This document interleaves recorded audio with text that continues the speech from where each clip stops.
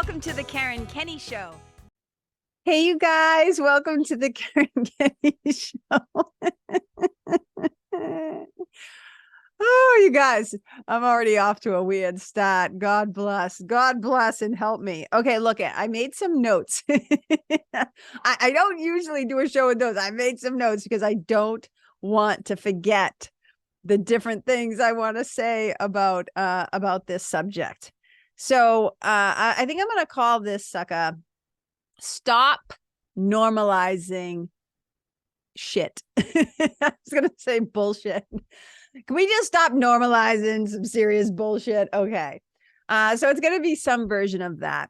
And I think I'm going to give you like a personal perspective on this topic. I'm going to give you a business perspective on this topic, or something that I have found to be a little fucking weird and strange in the online sphere. And then maybe I'll tell you a little client perspective. And then I think I'm also going to give you like a flip side to it. Because look, again, I keep saying this, I'm going to do a whole podcast on nuances, but there's nuances to everything. So a lot of times I think here's one of the challenges, right? We got to name these shows something. We got to find a title. We got to find a title or a subject line or whatever, where that makes sense, that people might be like, ooh, what's that about? Right. But there's almost always another side to things. There's another way of looking at something, and there's nuances to things. So stay with me in this episode. Just take the ride. Just buckle up for safety. Put your earpods in, put your earphones on, and like, come on a little journey with me. We're gonna talk about this stuff. So some of you may be old enough to remember. So there's an artist that I actually really like, a musician. His name is Bruce Hornsby. Some of you might know who he is. And back in the, maybe it was the 90s. I think it was the early 90s. Maybe he had a song called The Way It Is. And part of the words were just like this. I'll just read them to you. Trust me, I'm not going to sing these suckers to you. And it says, that's just the way it is. Some things will never change. That's just the way it is. And he's a piano player, and it's a really great song. And if you don't know it, like, go look it up. Okay. So I've been thinking about this thing about stop normalizing shit, which brought me to this song that I love. Bruce Hornsby, The Way It Is. Okay. That's just the way it is. And it got me to thinking. We're going to dive into the personal piece right now. It got me to thinking about a guy that I used to date back in the day. And he had, and while I loved this person, okay, I loved this person to the depths of me, but he also had a particular way of being that rubbed me the wrong way. I don't know. There was this thing. It was this thing that he just seemed kind of dismissive of others. He was kind of self-centered. He was a little short-sighted. It always seemed to be about him and what he wanted, and other people's feelings didn't really fucking matter. And like, there would be times when it would be like a holiday or whatever, and I'd be at their house, but he'd be missing. Like he wouldn't show up, or he'd show up really late or whatever. And I'd always be like, what is happening here? Like, why am I the girlfriend here? But like, you're not here, you know? And his family always just had this way of making excuses for him. And they'd always just kind of laugh and go like, oh, that's just the way he is. That's just so-and-so. That's, he's always been this way. Ha, ha, ha, ha, ha. And I used to think to myself, like, I was like, but why has everybody just accepted that? Like, why are we okay with that? Like, how is something that should actually be a conversation? Like, hey, you might want to take a look at this behavior. How did we somehow turn what should be a conversation, or possibly could be a conversation, into just something charming or quirky? Like, oh, that's just the way it is. And then why did the rest of us like set the bar so low and just say, oh, that's okay. That's okay. The way that he treats me or others or his family or people. Like, how did his shitty behavior get normalized in the structure of that family dynamic? Now, I'm fascinated by all of this. I'm fascinated by the way that not only as humans, but our brains, like we will normalize some extra weird shit. Okay. And now look, I did this too. My sweetie, the wonderful Chris Lester, my husband, right? So my sweetie, after a while of being together, started to point out to me how I had a pattern, I had a habit, I had a way of making excuses, especially for men in my life, for people in my life, of the male persuasion, especially, where I would tolerate and put up with shit. And he'd be like, but wait, why is this person getting a pass for this thing that they said, this thing that they did, this thing that was wicked uncool? Like why? What? And I had to realize, like, oh, I kind of normalize this behavior. And there's a much deeper reason, right? Psychologically, ultimately, why I made excuses or tolerated or put up with certain behaviors. And, you know, it points to this thing where I say, well, I didn't want the truthy truth. If I pushed back against, slight little insight, right? If I push back against this thing, the relationship might end, or I might have to realize that this person is kind of a dick, or, you know, my nervous system at the time was not ready to have that conflict, or whatever it was. So what I'm saying is I'm not letting myself off the hook either. Like when I say, we got to stop normalizing shit, I'm in the we too, right? Like I'm in that we also. I have seen it in myself. The older I get, the older that I get, I can say it two ways. I can say that my tolerance for bullshit is so low. I can also say that I could say it like my standards are higher, or I could say that I'm more discerning, right? So there's different ways that I can look at this. But this question of like, how does shitty behavior get normalized? We know in families how stuff kind of gets passed down, right? Whether it's generational trauma, or, you know, even the saying, like, we don't talk about things that happen in this house outside of this house. Sometimes like families will act as if there's some sort of pact of secrecy, or like some code of silence that everybody took. And I'm often the one that's like, I did not sign that contract. That is not me, you know, especially the older that I get and stuff like that. The more that I get comfortable in regulating my own nervous system and healing my own trauma from you know, my life, I'm able to, it's interesting. It's not that how do I say it? I was kind of wired to normalize some bullshit. And now that I'm older, I have a lot less tolerance for it. Meaning like, how do I say this? My nervous system is more resilient. And so I love myself more. So I'm less willing to put up with nonsense. You know what I'm saying? So there's that. But it got me to thinking about how look at you guys. I'm trying to just like talk and pay attention, but there is this little sparkly thing on my face. If you're watching this instead of listening to it, I keep touching my lip because there's like this piece of glitter somehow on my face. Okay, I apologize. And I'm back. Okay. So I was thinking about some other weird shit that has become normalized in business, in entrepreneurship land, in the online land. Okay. And some of you may have been a participant, right? So if you've ever been invited to be a part of an online summit, now they're starting to call them, they don't always call them online summits anymore. They'll call them like a teaching series or a show or an interview series. Like they're always trying to find new ways to peddle, you know, old shit. Like they just like rebrand it, repackage it, whatever. But so an online summit is something like when, you know, one person is the host of this online event, and they're either, you know, pre-recorded things where, so, you know, they'll interview somebody, they'll interview like 30 teachers to talk about this one topic. And whether it's like, I mean, there's 1,000 things. It can be about manifesting abundance or midlife changes or transformation or whatever, or procrastination or whatever the topic is. So the person who is hosting will go out and try to find quote unquote experts, guest teachers, whatever, that they can interview for this online summit.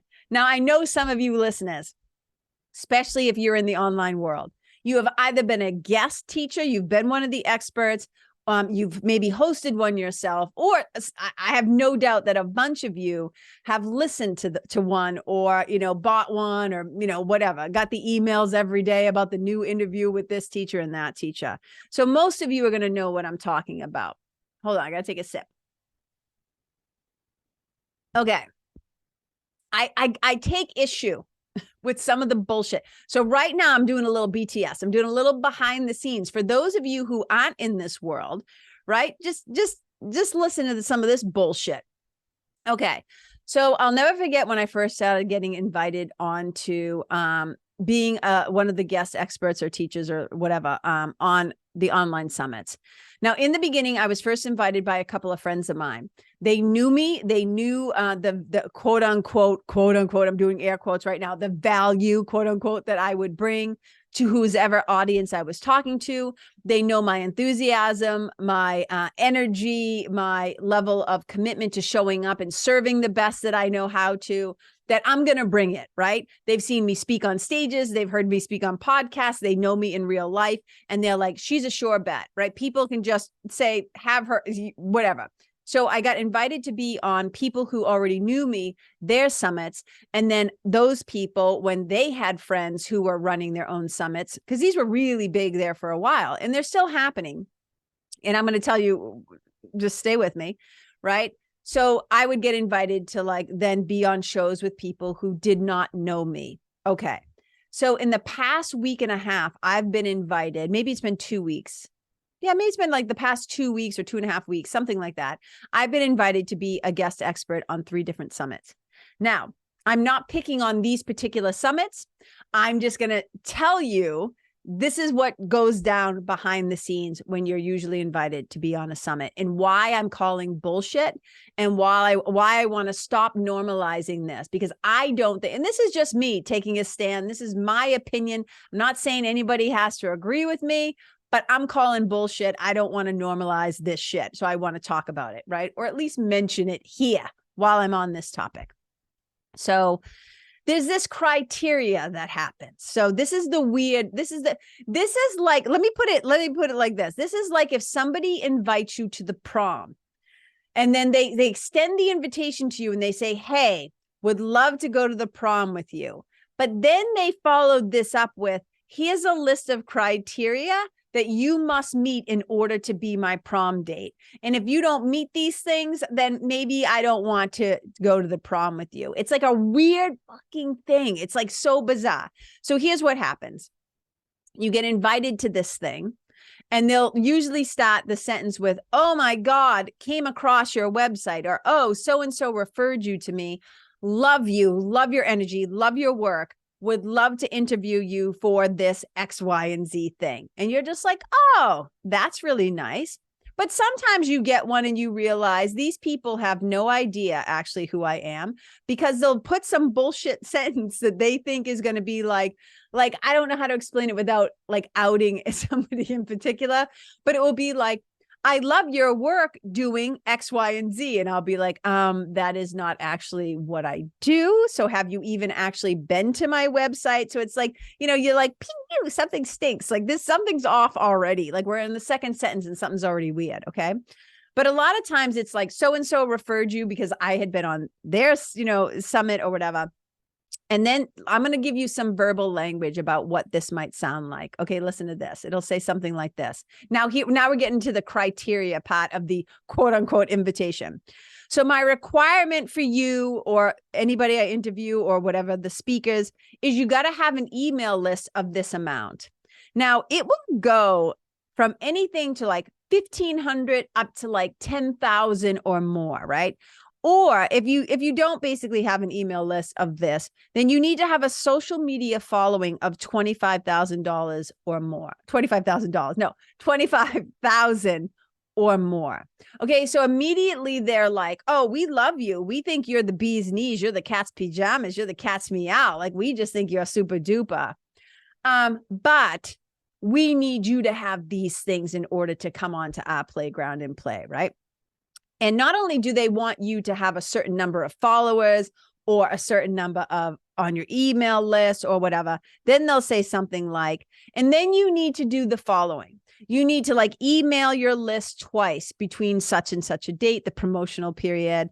You got to send out like one solo email to your list, and then you got to do a blurb follow up in a newsletter. And then you need to, if you don't want to do that, then you got to send it to the people who didn't open it. You got to send it to the people who didn't open it. The non-openers like a week later, like literally they come at you with like this whole criteria. Or you got to promote the replay on social media, blah, blah, blah, blah, blah. Okay. Here's another one. They'll say something like this. To participate, we request your agreement to send, and this is always the wording, one dedicated standalone email blast to your list. Okay. Then we need you to do 3 social media posts. If your list is under 10,000, we ask for 2 dedicated this and this. If you have, or 3 social, if your list is under 5K, ... you need to do this. Okay. So first of all, when I get these, like I literally I'm at the point now where I just want to like stop pulling my hair out, because I have had several experiences. One in particular, I'll tell you about just because I had enough of this. So I got invited to be on somebody's, and I'm going to tell you why it's bullshit in a minute. So stay with me. But I love to give people sneaks behind the scenes of like what kind of goes on sometimes in the entrepreneurial world. That is why I am sometimes like kind of honestly just like over it sometimes. Like I'm just like, oh, I just can't with all this bullshit, right? On such a large level. I'm just like, I can't.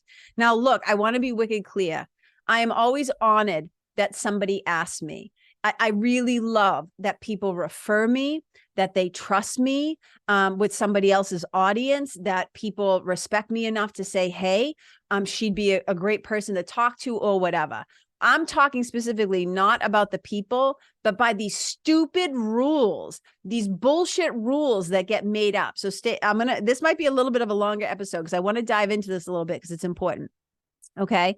So I've had people who have literally like invited me to be a speaker. We get on the phone, we have a blast, we hit it off. They love me. They're like, oh my God, I cannot wait to interview for this. It's going to be like whatever words they say, right? It's going to be amazing. It's going to be fire. It's going to be this, it's going to be that, whatever. And then they'll say, but here's the thing. I need you to have your list to be a certain number amount. And you're always put in that awkward position of like, so I could lie, right? Because now I got to like tap dance. I got to dance for my supper. Like I gotta somehow like prove to you that I'm worthy, because they're now disregarding their own instinct, their own inner teacher, their own intuition of, I love this person's energy. We gel. This will be a dynamic conversation. This is going to serve so many people. This is going to be amazing. And they drop into the sphere of the numbers. So I actually have had one time this poor girl, and I'll tell you why I'm saying this poor girl in a minute. Okay. But so she's like, she talks to me. Everything is great. It's amazing. She loves me. And at the end, she's like, so how many people do you have on your list? And there's always this part of you that wants to say, it's none of your fucking business, right? Like either you want me to contribute because you know I can bring value to your people and we're a good fit. It's in alignment. The alchemy is there, right? The energy is there. And then you start to get into the nitty gritty. And I'm going to get to the point why I find it all ridiculous in a moment. And I said, well, my list isn't as big as what this whole requirement thing is that you're asking me for. And this poor girl was then like, oh, so I guess I can't have you on then. So she basically invites me, takes up 45 minutes of my time only to go ahead and uninvite me. And it was the strangest experience. And I was like, okay, this is an opportunity for me to call bullshit and to not try to make this person feel bad. I could tell she felt bad. And I'm going to tell you why she felt bad. She felt bad because she was not trusting her own instinct. She was listening to what her coach, her online summit coach person, whoever was telling her to go out and do this summit in the first place. Here's your criteria. This is what you got to do, blah, blah, blah, blah, blah, blah, blah. And if these people don't fit this criteria, now you got to boot them. So she basically wasted both of our times. But then here's the caveat, and this is why it's bullshit. Because I'm going to let you now go even deeper into the behind the scenes thing.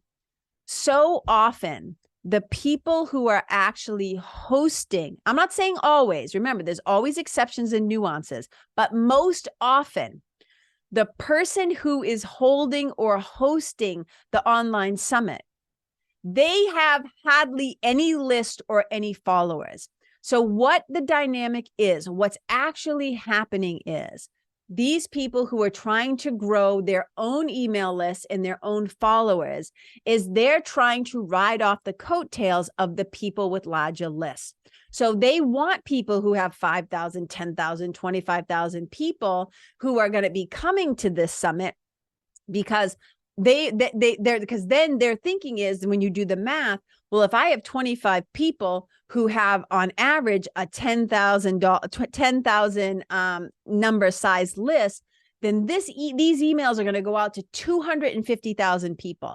But they're the one collecting the emails. So the ones who are actually giving their time, their expertise, their value, whatever, are not the ones getting the emails. The one hosting is getting the emails. So they're in a position where they have not a lot of followers. They don't have a very big list, and they're trying to use you and your stuff to grow. Does anybody else see why this is kind of bullshit, right? So they're like, I want to use you to grow my list to make money, because a lot of times they'll sell the replays of these things. It's free to watch. And then a lot of times they want to sell on the back end all of the recordings and stuff like that for $47.97, $297, whatever it is. And once in a while, somebody will say, hey, if anybody uses your special code or link, you'll get a little piece of this. But what's really valuable in the whole thing is not the $47, it's that email list. But imagine how weird it is. They're being coached by other coaches to reach out to other coaches, meaning people like me, to try and borrow our list, to borrow our social media quote unquote influence or whatever, to grow their own thing. And then they have the balls to disinvite you or say, if you don't meet my criteria, after they've led with, we love you, we think you're amazing, we can't wait to hook up with you and have a conversation with you, but you have to, meet these demands. And back in the day, right, you would get invited and then you would get on a call to see if you were a good fit, and then they would drop that on you. And this happened to me like 3 different times. One time I met the girl, the younger woman, and I said, you understand what you just asked me to do? She's like, I feel so terrible. I go, well, you feel terrible because you basically just hit it off with me and took an hour of my time, and now you're going to disinvite me because I don't meet some random criteria that not that you came up with, but this other person came up with and is now trying to get you to do. And this feels out of alignment for you. And she basically said, you know what? Fuck it. I love you. I'm going to have you on the show. That happened one time.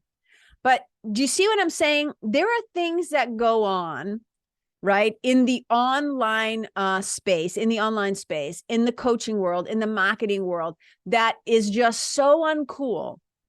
And I just don't, we've somehow normalized it though. And I think we normalize a lot of things in business and marketing, especially in the online space, that should not be normalized.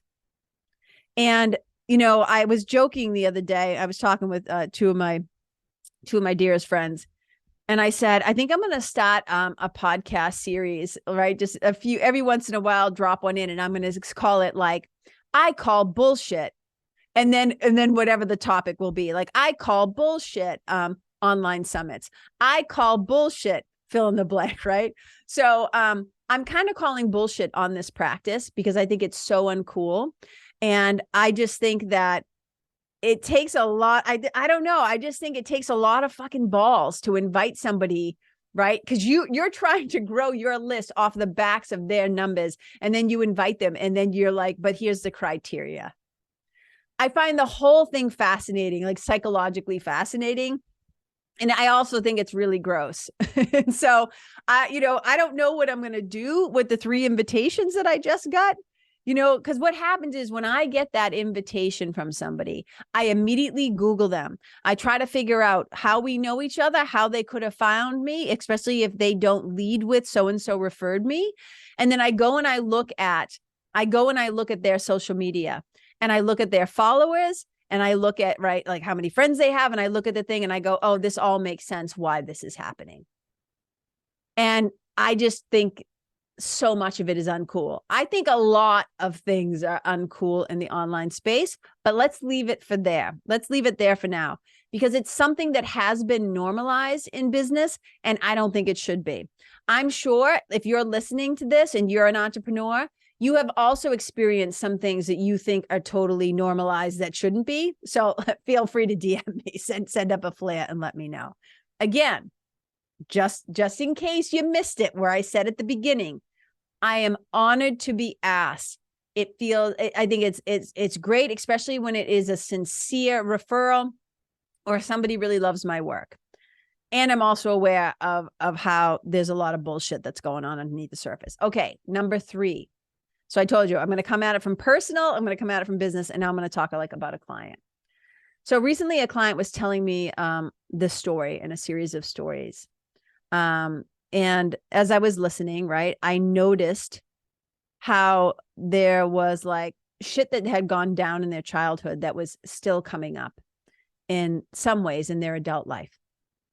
And after listening and after like compassionately witnessing and then reflecting, right, and through our dialogue and our conversation of going back and forth, right, they realized, and I said to them, what I think is happening here is that you have learned to normalize some shitty things, some things that weren't okay, actually.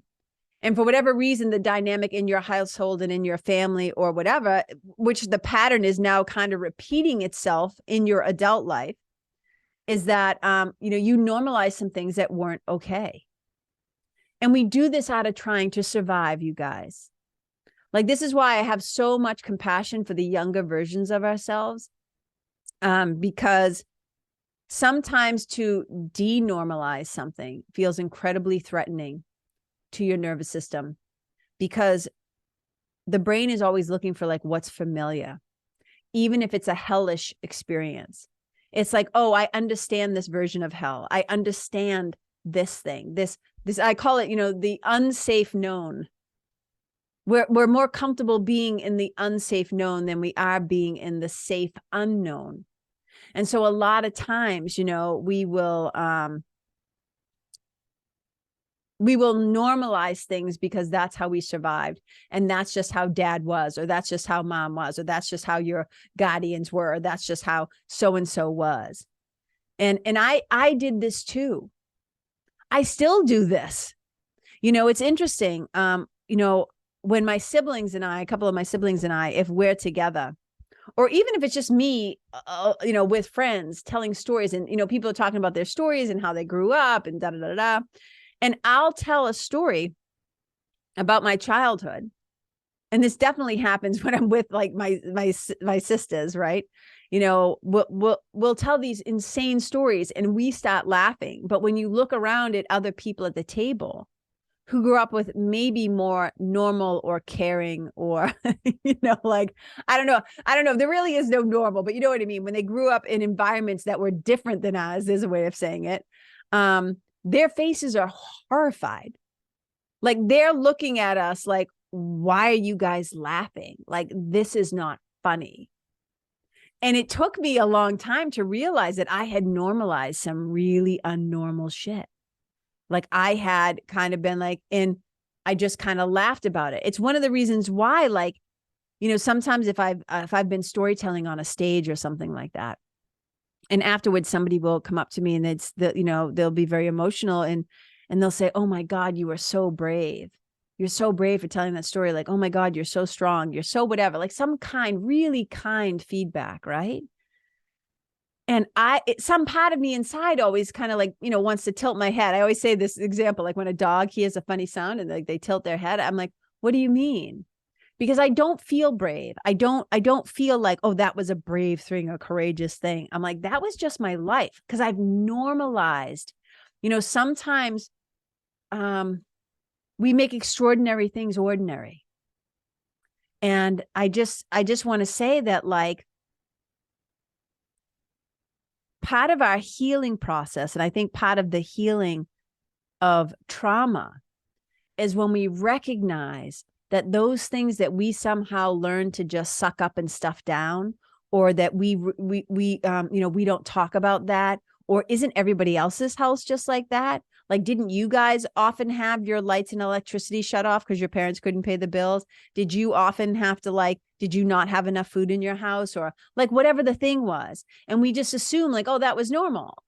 Because, like poor kids, a lot of times you don't, working class poor kids, you don't know that those things aren't normal for other people. And so it's really a powerful thing when you get into some sort of, call it whatever you want to call it, like self-reflection work or personal development work or spiritual work or whatever, therapy, when you're starting to kind of question and look at your life to realize that maybe there are some things that have gone down in your life that everybody around you. And here's where a lot of kids end up feeling like the quote unquote black sheep of the family, is that when you start to awaken to the fact that that wasn't cool, that that wasn't okay, that that wasn't how things should have gone. Because remember, like I've heard it from Linda Tai, my brilliant friend and teacher, but also other trauma teachers who say that trauma isn't just what happened. It's what didn't happen that should have happened. And so a lot of times we kind of normalize the things that didn't happen. We definitely normalize the things that happened when we maybe should not. It does not do us any good anymore as adults. So being able to kind of look back and look at something and say, wow, that was fucked up. Like, and then be curious about like, how is that still showing up in my life now? I'm going to do a whole podcast about that. Okay. But then all of this got me to thinking about my fourth thing, which is Mr. Rogers. And this is the flip side of let's stop normalizing shit.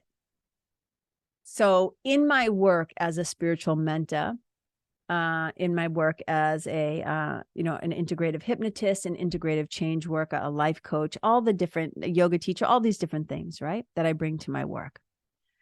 And I'm bringing this up because I've just spent a whole episode talking about let's stop normalizing shit. However, here's a caveat. Here's the nuance I was pointing at. Here's the flip side of that. So sometimes in my work, it really helps to normalize shitty feeling things. And what I mean by that is that it's really important that people, especially in unshaming work, when we're trying to unshame parts of ourselves, trying to unshame certain things that have happened to us, trying to unshame ourselves, is that people really need a compassionate witness. They need to have somebody bear witness to their trauma, to what they went through, to what they're feeling, so that they can like co-regulate their nervous system, first of all, and maybe experience a feeling of safety or experience of that they don't feel so alone. So part of my work is I like to normalize their hard parts, to normalize their shadow parts, to normalize the parts of them that they would rather exile, the parts of them that they have shame around. And they're like, no, I don't want to talk about that. I don't want to bring that up. I don't want to look at that. Right. And of course we have to honor that. Like I don't coach without consent. But what I'm saying is sometimes we will abandon parts of ourselves. We will exile parts of ourselves because we have a lot of shame. And so being able to normalize something and so that somebody can be with it, so that they can just be with it. And so that maybe we can listen, like really listen about like what happened to them. And we can kind of lean in a little bit and we can maybe learn from it, right? Look at it and say, okay, let's discover the intelligence of this thing. rather than pushing it away and making this shadow part like something that is bad or something that we just want to push into the basement and we don't want to deal with it or face it or look at it. And look, we don't get to decide as practitioners when it's right for somebody to look at it. All we can do is dialogue and offer tools and offer pattern interrupts and deeply listen and support people as they're going through this human experience. Because this being human is fucking hard, man. I often say, right? This being human is like the fucking forgiveness Olympics. But sometimes the forgiveness is like, how do I say this? We don't get to determine whether or not somebody should forgive somebody else or whatever. Everything gets to be done on another person's terms. You know, we don't force coaching on people. We don't force forgiveness on people. We don't force them and say, well, now's the time when you should let go of that grief, right? We're not shooting on people. You know what I'm saying? So, but there is something really powerful about being able to normalize that what people went through, because so often you think that you're the only one who feels this way, that you're the only one who's been through this strange or hard or bizarre or tragic or brutal or violent or awful thing. So to be able to normalize the shitty feelings that kind of come up, right? The shame, the guilt, the awkwardness, all the stuff, and to say, hey, you're not alone in this, and to bear witness to it. Because then just maybe there'll come a time where they trust you enough or they feel safe enough, or it will be the right time to then reflect on it and release it or transform it, or to just deeply listen and be with it, to see what's underneath it, to see what's there, because it might inform the next thing. It might inform something else. Right? It's so easy in the line of work that I'm in for people to feel like, oh, they're fucked up, they're broken, they're wounded, they need to be quote unquote fixed. I'm like, no, this isn't about fixing you. This is about resourcing you so that you're able to self-resource, so that you're able to reprogram your subconscious mind, so that you're telling stories that are in your own favor. So that you can stop that inner critic and stop beating yourself up and stop playing the shame game. You know what I mean? So that we can start to transform these old stories, right? That whole arc of I talk about your story to your glory. Really that shift in perception from fear to love. That process of going home to ourselves. So sometimes it is important to normalize some shit. In this case, in this line of work, and Mr. Rogers used to say, he'd say, if it's mentionable, it's manageable. If it's mentionable, it's manageable. And here's the larger quote. I friggin' love this. He would say, anything that's human is mentionable. And anything that is mentionable can be more manageable. And when we talk about our feelings, they become less overwhelming, less upsetting, less scary.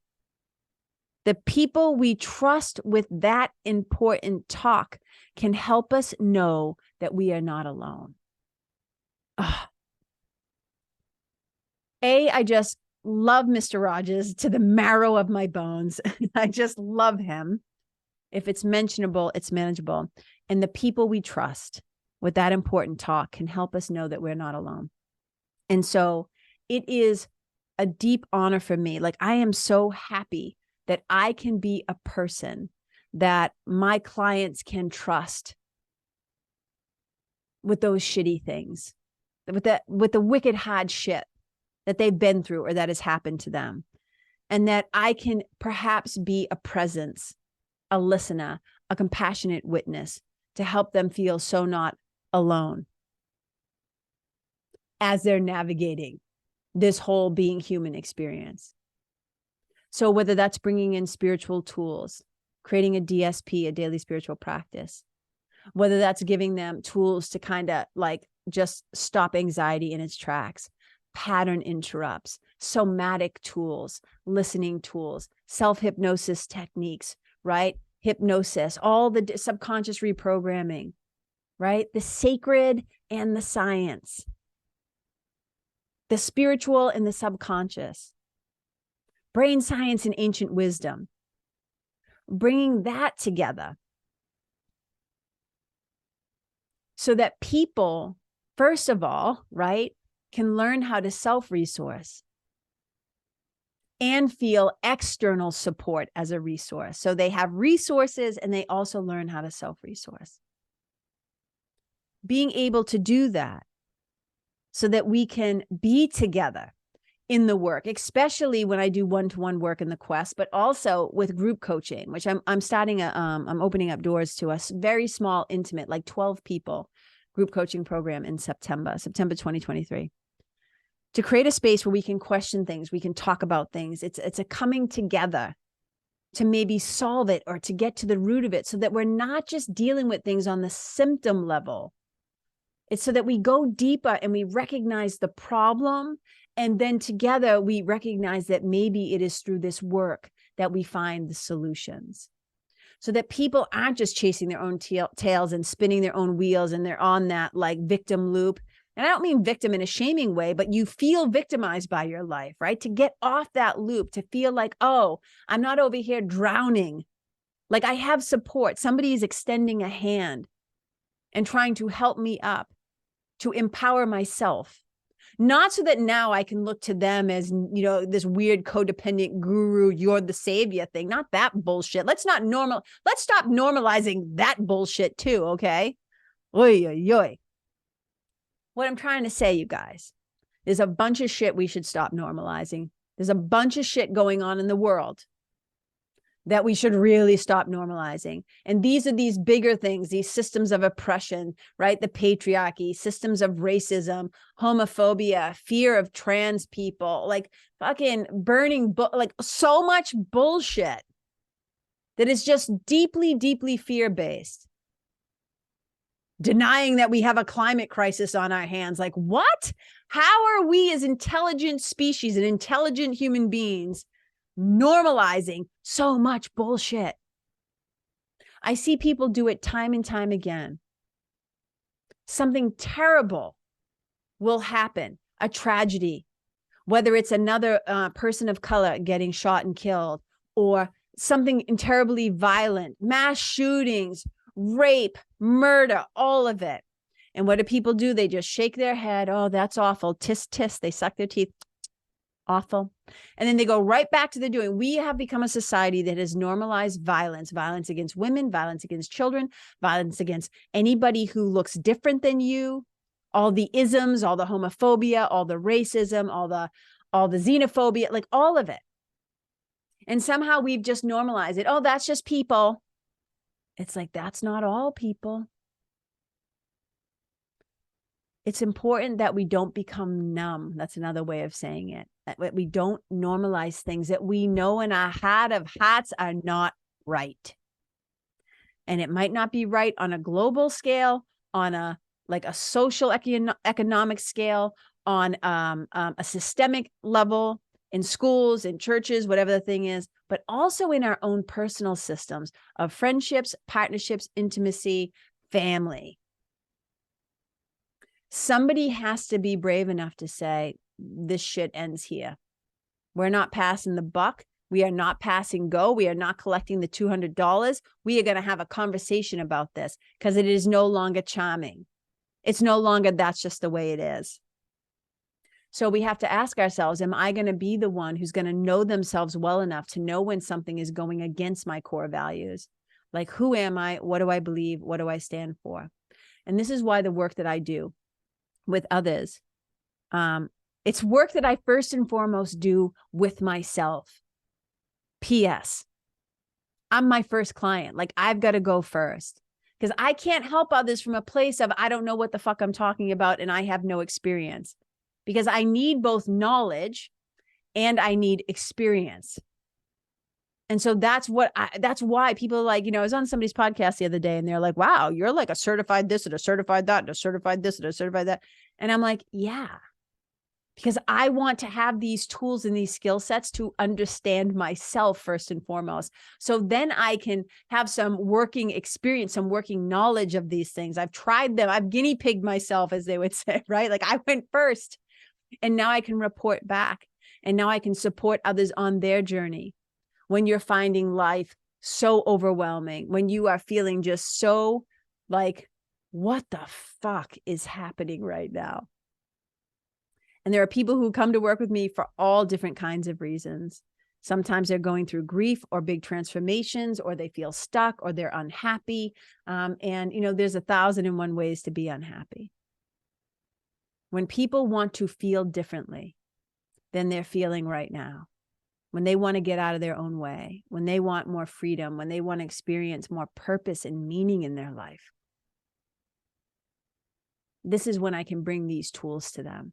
But first and foremost, I had to bring them to myself, because I had to awaken to the ways that I had, you know, I call it all the BSs, all the BS, right?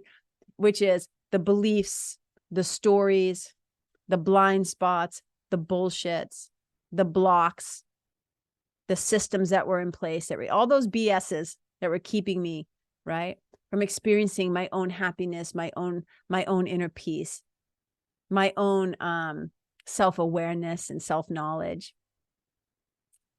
So I don't know, this is a love letter from my heart to yours about maybe just taking a few moments to maybe scan your own self, scan your own life. You know, a friend and I were talking about this the other day, or a client, actually, it was a client, who's also a friend, but he was saying how, he goes, have you ever seen those shows where somebody starts off with having like a little bump somewhere on their body, and then it just keeps growing? Now, look, there's 1,000 reasons why. Maybe they didn't have insurance. Like, again, nuance here. There's nuance and exceptions here. But before they know it, it's like a 30-pound tumor, like hanging off their body. And they've just normalized, like, oh, I'll just get bigger pants, or, oh, I'll just start hiding it, or, oh, now, like, this is just whatever. It's amazing the things that we'll normalize. And sometimes we do it because we feel helpless and hopeless, and we think something won't change. No matter what I do, it's not going to change. I maybe am a hopeless optimist, but I believe in the power of change. I believe in our capacity as people when we come together communally. Not just the one hero on the journey to save the world, not that, but when good people come together. Sometimes they're called concerned citizens. Sometimes they're called, like, you know, there's 1,000 like 1,000, you know, inspirational quotes I could throw in here. But I think what I want to end with is I want to come full circle back to Bruce Hornsby and his song, That's the Way It Is, right? Because there's a fourth line of that chorus that I didn't share at the beginning. So let's go back and visit this, right?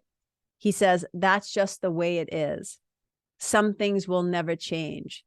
That's just the way it is. And then here's the line that I love. He says, but don't you believe them?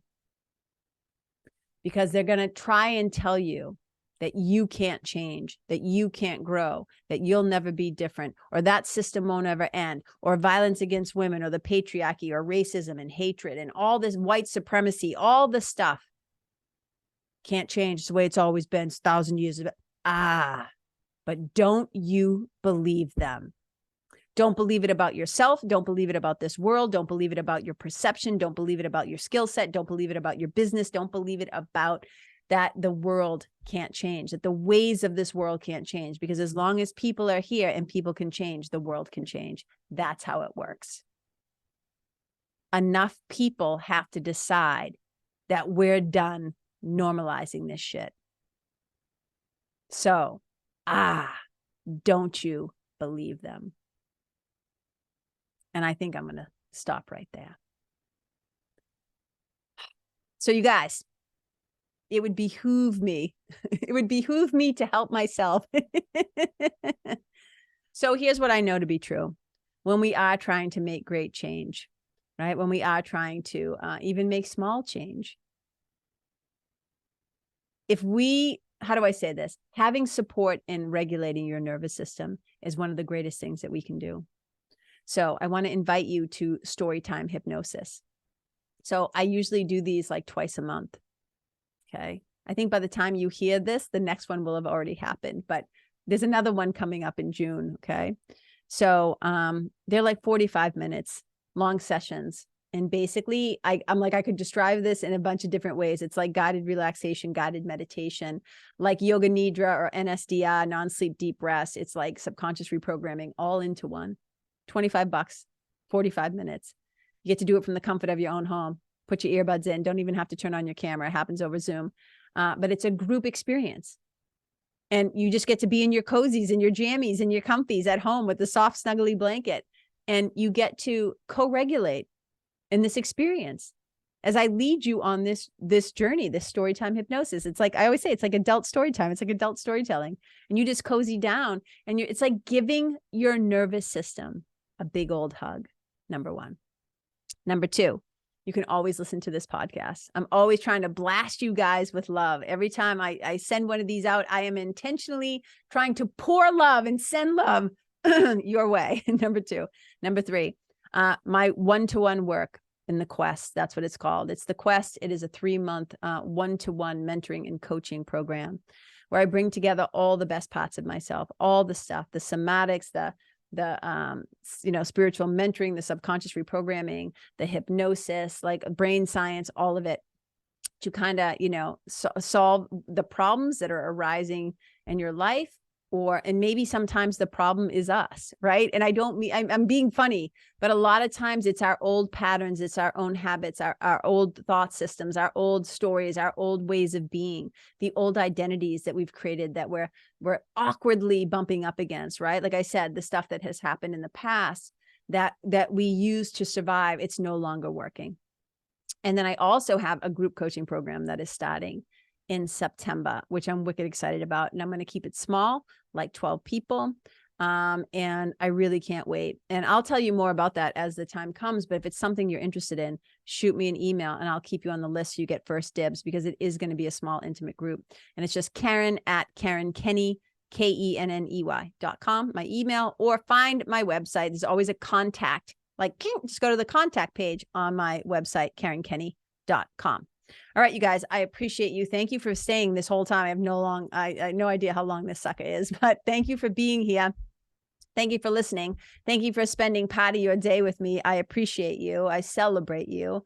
I feel you, right? All minds are joined, as they say, right? All minds are joined. And so I'm going through this process of whatever this is. We're all, as Ram Dass says beautifully, right? Walking each other home. So it was a delight to get to walk along beside you for the last however long minutes or whatever hour it's been.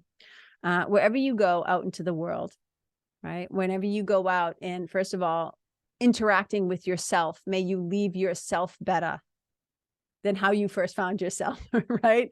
So may you be more kind and loving and compassionate and considerate, and may you listen. May you listen to the call of your heart. May you follow your curiosity. May you be kind towards those younger parts of yourself that were just trying the best that they could. May you leave the other people. May you leave the planet. May you leave the pets and the animals. May you leave the environment, the rocks, the stones, the mountains, the trees, all of it better than how you found it.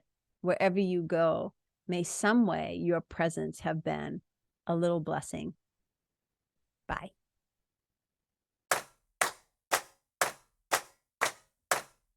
Hey, you guys, thank you so much for tuning in to this episode of the Karen Kenney Show.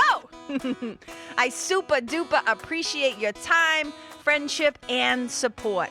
And look, if something that I shared from my heart today somehow landed in yours, I'd love to hear about it. So please tag me on Facebook or Instagram or IG stories or wherever the cool kids are hanging out these days, and let me know what your favorite part was or what you found most helpful. You can find me over at Karen Kenney Live. That's Karen, KENNEYLIVE. And if you're digging what I'm saying and you want to hear more, I'd be wicked grateful if you could go to iTunes and subscribe and leave a review, because you guys, that's how you'll help me to keep spreading the love. And if you can think of someone that could benefit from hearing this episode, please share it with them. I'd also love to stay connected with you. So if the feeling is mutual, please go to KarenKenney.com/freebie and download my free guide to building your spiritual team. Until next time, my brothers and sisters, keep living in the fearless flow. Know that I see you, I appreciate you, and I love you. And wherever you go, may you be a blessing.